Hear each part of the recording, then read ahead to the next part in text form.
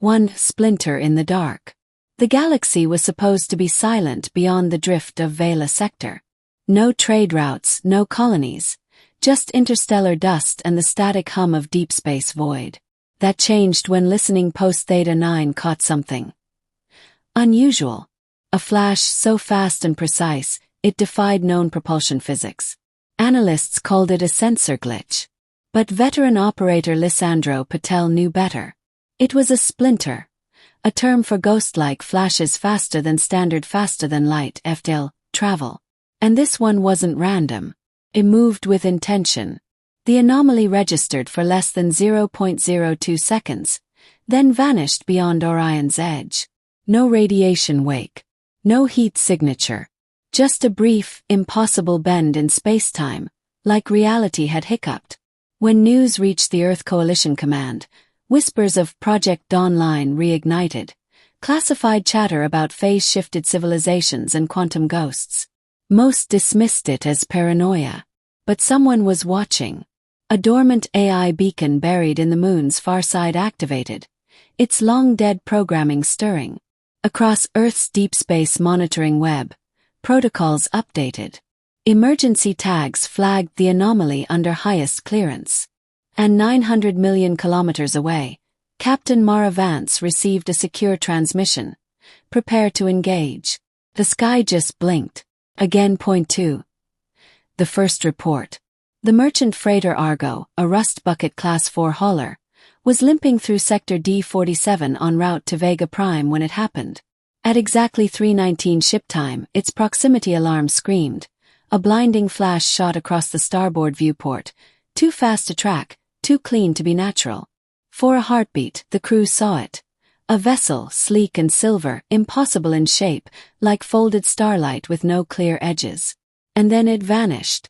Captain Horace Ndala barked orders.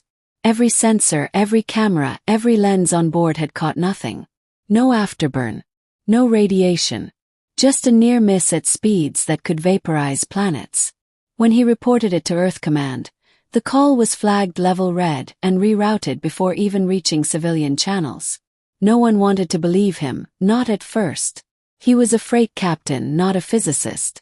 But when the Argo's hull was scanned during its next port inspection, strange residue was discovered on the starboard side. Traces of a compound not on the periodic table. Not from Earth. Not from known space. The Argo's crew was detained. Captain Ndala went silent. But the report leaked. 2 words burned into black site servers across the solar core. Phantom contact. 3. Meet Captain Mara Vance. Captain Mara Vance stood alone in the gravity well chamber, watching old telemetry from the Valkyrie, her former command. The footage always ended the same. A ripple of light, a warning too late, and the ship blinking out of space-time mid-jump, gone. Along with half her crew. That was 10 years ago. She had survived. Barely. The blame never officially landed on her. But the guilt did. It clung like frostbite, invisible but always burning. Now she was being pulled back in. Earth Corps Special Division had summoned her with few details, just one message. You're not done with light speed. When she arrived at Lunar Command, they laid it out. Anomalies near Vega, multiple sightings, impossible velocities, vanishing craft. The Argo incident had confirmed something was out there, and the brass needed someone crazy or haunted enough to chase it. Enter Captain Vance. She reviewed the data in silence. Her eyes paused on one line, unidentified contact moving faster than light. A tight smile cracked her face. Build me a ship, she said. And give me a crew that won't ask to come back. A mission was forming. Not just to chase the unknown, but to finally catch it. For assembling the crew. Captain Mara Vance walked through the dry dock halls of the Dauntless, her new command. A research cruiser outfitted with the latest FTL shielding and quantum sensors. Sleek, silent, and hungry for answers. But even a ship like this needed the right minds to steer it through madness. First aboard was Dr. Adrian Ishikawa, a physicist who spoke more to equations than people. He had theories about phase-space tunneling and energy drift that made Vance's head spin, but he was the only one who'd successfully modeled FTL interference in quantum foam. Then came Lieutenant Rourke, a brash pilot with more flight hours than protocol violations. He'd flown escort missions near black hole event horizons for fun, and lived to brag about it. Chief Engineer Torres followed, flame-red hair, a cybernetic arm, and a zero-failure record. She claimed she could rebuild a warp drive from scrap metal and duct tape, and Vance believed her. Finally, they brought in Dr. Kira Chen, a xenolinguist with controversial methods. She claimed to feel alien language rather than decode it. The science board called her unstable. Vance called her essential. As they launched, the captain addressed her crew. "We're chasing ghosts at light speed. If anyone wants off, do it now." No one moved. The Dauntless was ready to vanish into the unknown. 5. Charting the anomaly. The Dauntless moved like a knife through silk, slicing across sectors toward the corridor known as the Light Lane, a stretch of deep space where the mysterious flashes had been most frequently recorded. No natural phenomenon could account for their speed or repetition. This was something new, something intelligent. Captain Mara Vance stood in the command hub beside Dr. Ishikawa, studying the live telemetry. "There," he said, pointing at a shifting distortion on the star map. "That's where space-time is warping unnaturally. It's not a wormhole, not a gravity well either. He hesitated, folding without collapsing." They dropped out of FTL at the edge of the anomaly. The region ahead shimmered like glass submerged in water. Stars twisted and reformed. Instruments glitched. Even light bent. Torres recalibrated the sensors, sweat beading on her brow. Whatever this is, it's fighting back. Then came the first blip. An ultra-brief flash. Streak. Gone. The crew froze as the flash replayed on loop, frame by frame. It was a ship. Alien in shape, iridescent. Its outline warped like it existed in multiple dimensions at once. "Plot a course," Vance ordered. "Whatever's out there, we're going in." And with that, they steered Dauntless into the pulse of the unknown. 6. FTL interference. As the Dauntless inched closer to the shimmering corridor, its FTL systems began to sputter. The smooth hum of the quantum drive shifted into irregular jolts, each accompanied by a ripple through the hull as if the ship were brushing against invisible currents. "FTL interference," Torres muttered, fingers dancing over the engineering console. "It's like the drives being dragged sideways through time." Dr. Ishikawa's instruments flared red. "I'm detecting spontaneous gravity waves. Microscopic but erratic. Something is bending space near us, but not from our dimension." Outside the viewport, stars stretched unnaturally, spiraling like ink in water. The ship's navigational AI recalibrated but couldn't lock coordinates for more than a few seconds. They were adrift in what felt like a spatial undertow. Suddenly alarms blared. "Phase drift increasing," shouted Dr. Chen. "We're slipping out of sync with real space." Captain Mara gritted her teeth. "Full anchor stabilization. Keep us tethered." Torres rerouted power, and the ship jolted violently. A moment later things calmed. The instruments steadied, barely. They were hovering at the very edge of what the crew would soon call the Grey. "Whatever that ship is," Mara said coldly, "it doesn't travel through our laws of physics. But if it's real, we'll find it." 7. Echoes on the comm. Static hummed through the Dauntless comm systems like the murmur of a sleeping giant. At first, it was brushed off as interference from FTL turbulence, until it began forming patterns. "Captain," said Dr. Chan, eyes wide, "we're picking up audio anomalies on the quantum comm band, and it's repeating." She adjusted the filters and suddenly, the static resolved into haunting tones, garbled yet rhythmic like a distorted chant. The bridge went silent as a fragment of alien voice pierced through. "Home, light, return."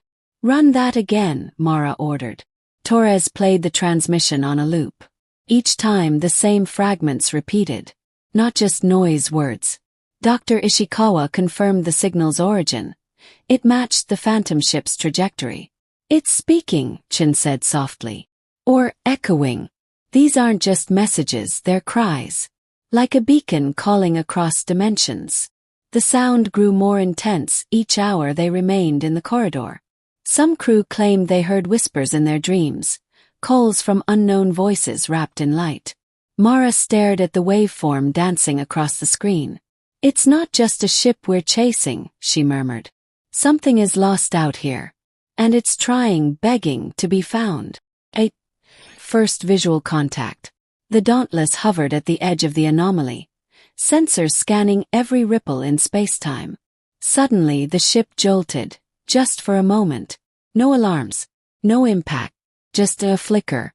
"Captain, we've got a visual," shouted Ensign Vega. The main screen lit up, revealing a brief glimpse, an impossible vessel streaking across the corridor. It wasn't built, it had grown. Jagged yet symmetrical, its hull shimmered with liquid reflections of stars that didn't exist. Shapes twisted around its structure like fractals folding into themselves. It shouldn't exist," Torres breathed. The ship was only visible for 5 seconds, then it blinked out, vanishing as if it had never been there. "Rewind it," Mara ordered. The replay was no better. Blurred, distorted, like trying to film a dream. But one thing stood out: the vessel left no wake. No radiation trail. Not even mass displacement. It had passed through space without disturbing it. Dr. Ishikawa's knuckles whitened. "We're not dealing with conventional propulsion. That thing's not traveling in space. It's skipping reality." Mara leaned forward. "If they can move like that, what else can they do?" The crew stared at the empty screen, knowing they had just seen something not of this universe, and it had seen them. 2.9. Quantum entanglement. In the dim light of the Dauntless lab, Dr. Ishikawa ran simulations on the salvaged sensor data. The mysterious vessel's trajectory defied Newtonian mechanics. No inertia, no mass lag. It was as if the ship existed in a parallel shadow of reality. "I think I know how it moves," she said, voice low and incredulous. "It's not traveling through space, it's phasing through quantum entanglement." Captain Mara raised an eyebrow. "Entanglement? Like teleportation?" "More like navigating the folds between realities," Ishikawa replied. "It's skipping across quantum anchors. Every point in space is connected at the smallest level. This ship, whatever it is riding those connections." She gestured to a 3D model on the screen. Space-time tangled like yarn. The alien vessel darted through it like a needle, warping reality at each leap. "And there's more," she added, pointing to a looping waveform. "The ship left behind a trace, resonant quantum fluctuations. It's trying to send a signal." Mara leaned closer. "A message. Maybe a beacon," Ishikawa said. "Or a warning." Suddenly, the ship trembled. Instruments flickered again, and the same resonant tone echoed through the hull. Soft, rhythmic, almost like a pulse. "We're not just observing them," Mara whispered. "They know we're watching." 10th crew tensions. The atmosphere aboard the Dauntless began to fray. Fear crept into corners where professionalism used to live. Crew members whispered in hallways, their eyes shadowed by sleepless nights and whispered theories. The alien flashes, the distorted signals, the impossible physics, it was too much for some. Pilot Rourke, a hot-headed ex-military flyer, slammed his mug down in the galley. "This is insanity," he barked. "We're chasing ghosts through lightspeed corridors. For what? A science experiment." Mara crossed her arms. "We're here to investigate a potential first contact, not turn back at the first sign of weird." "We're in over our heads," Rourke shot back. "And you know it." Dr. Chen, the linguist, entered mid-argument. "That weird might be a civilization trying to survive. These signals aren't random. They're repeating. Deliberate." But it wasn't just disagreement, it was paranoia. Crewman Lida reported hearing voices while in cryo-maintenance. Torres, the engineer, claimed tools kept shifting position when she turned her back. The ship felt watched. Mara called a private meeting with Ishikawa. "How long before we lose control of this mission?" Ishikawa didn't answer immediately. She stared at the diagnostic panel, still pulsing with alien rhythms. That depends, she said, on whether they want us to find them or follow them. 11. Salvage debris. Drifting just off the port side of the Dauntless, a glimmering shard of unknown material floated silently, motionless in the sea of stars. It hadn't been there yesterday. Mara ordered a drone out immediately. As it brought the object into the cargo bay, the team assembled. The fragment was curved like a piece of armor, but it pulsed faintly, almost like a heartbeat. It was semi-transparent, embedded with web-like filaments that glowed and shifted like living veins. Torres ran a scan. It's bioorganic. Not built, grown. Material composition? Asked Mara. Unclassified. The surface is denser than titanium but flexible. And the internal matrix? God, it's like a nervous system. Dr. Ishikawa carefully placed her hand near the shard. It responded, lighting up in synchronized pulses. Then it whispered. A faint vibration, not sound but sensation, rippled across the cargo bay. The crew stiffened.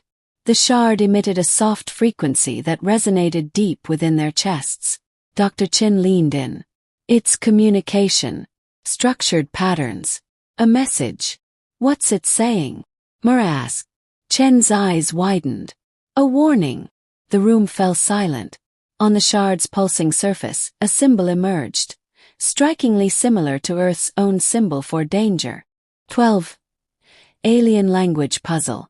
Dr. Mei Chan sat cross-legged in the Dauntless lab, surrounded by holographic projections of the patterns emitted by the salvaged shard. The bioorganic circuitry had been recording data non-stop, forming complex rhythmic pulses that resembled a language, but one that danced on the edge of perception. It's not just communication, she muttered, zooming into one waveform. It's a plea. Mara stepped in, arms crossed. How certain are you? Chin didn't look up. 100%. It repeats at regular intervals. Structured. There's grammar, syntax, everything. Across the room, the waveform translated into a cascade of shifting symbols, none of which matched any known language. Yet, deep within the message, a recurring motif emerged. A spiral of light intersected by 3 vertical lines. That symbol keeps repeating, Torres said, studying the projection. It's a signature, Chin explained. A cry for help embedded in layers. And something else. I think it's asking for us. Mara's eyes narrowed. Why? Chin turned to her. Because we're the only ones who've ever seen it, and survived. The shard pulsed again, its glow intensifying. The message grew louder. A final line resolved into chilling clarity. The storm is breaking. We are not alone. 13. FTL Gambit. Captain Mara Vance stood at the Dauntless command deck, fingers tense on the console. Around her, the crew held their breath. The alien distress call left little room for doubt. The phantom ship was still transmitting, and it was somewhere in the quantum phase. We follow them, Mara said. Dr. Ishikawa paled. You're talking about a blind jump into an unstable quantum layer. If we phase wrong. We won't phase wrong, Mara interrupted. You told me the signal aligns with a constant resonance, right? He nodded reluctantly. It's not a stable frequency.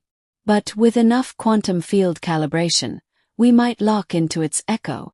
Torres and Rourke worked furiously, modifying the FTL array. Energy readings spiked. A hum vibrated through the ship like a heartbeat. Coordinates locked, Torres said, voice taut. But it's a one-way leap until we find a stable exit point. Understood, Mara replied. All hands brace. The ship's core pulsed. A sickening twist gripped their bodies. Not pain but displacement. The stars outside bent and bled color. Silence. Dauntless had vanished from normal space. Before them stretched a surreal void of shifting hues and fractured light, the pocket universe between dimensions. Mara exhaled. We're in. 14 lost in the gray. The Dauntless floated in an unnatural silence. Outside the hull, the universe shimmered in fractured pulses of gray and violet. Time felt stretched, Seconds passed like minutes.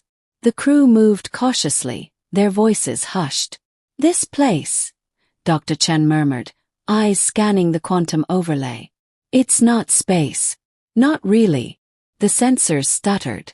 No stars. No galaxies. Only shifting waves of blurred existence, like swimming in thought rather than matter.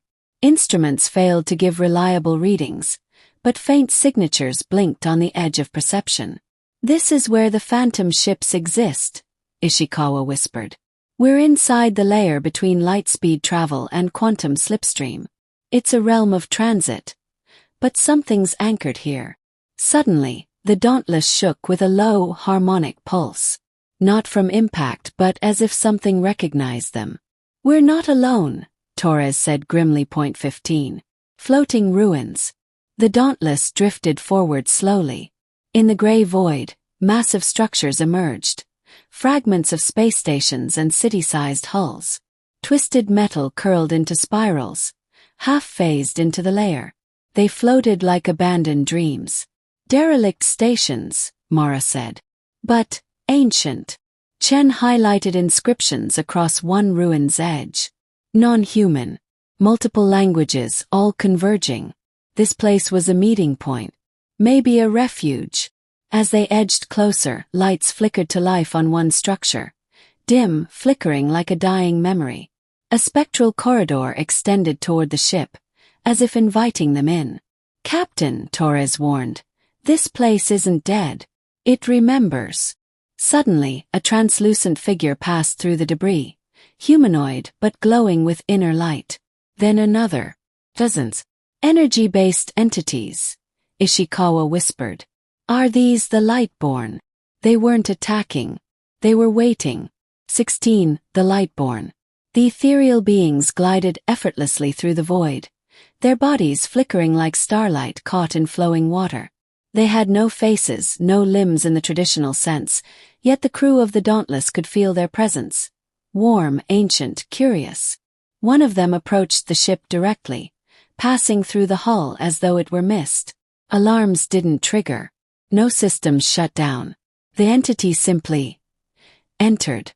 Dr. Ishikawa staggered, his helmet lighting up with activity.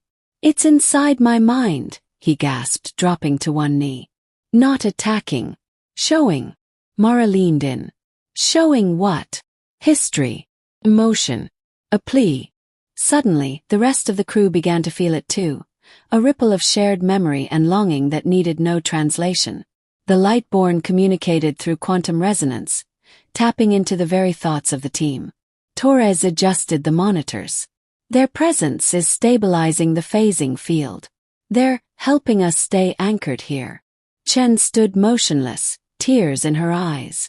"They've been alone for millennia, scattered across these layers, reaching out in light-speed flashes, hoping someone would find them." Mara looked out at the glowing beings as more gathered. "Well, they've been found. Now what do they want from us?"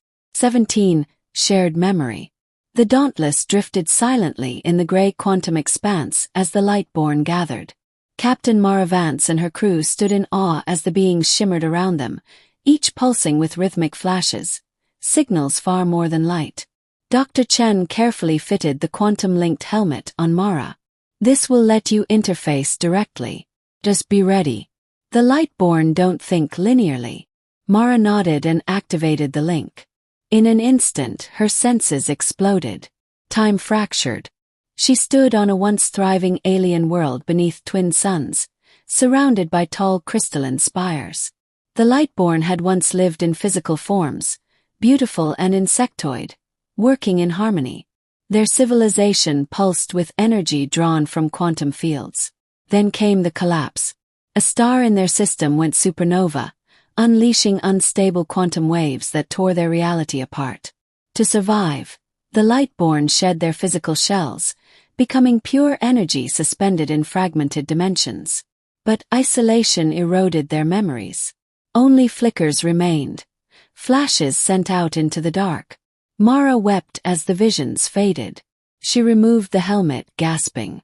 "They've been crying out across time, across space, for someone to understand," she said. Chen placed a hand on her shoulder.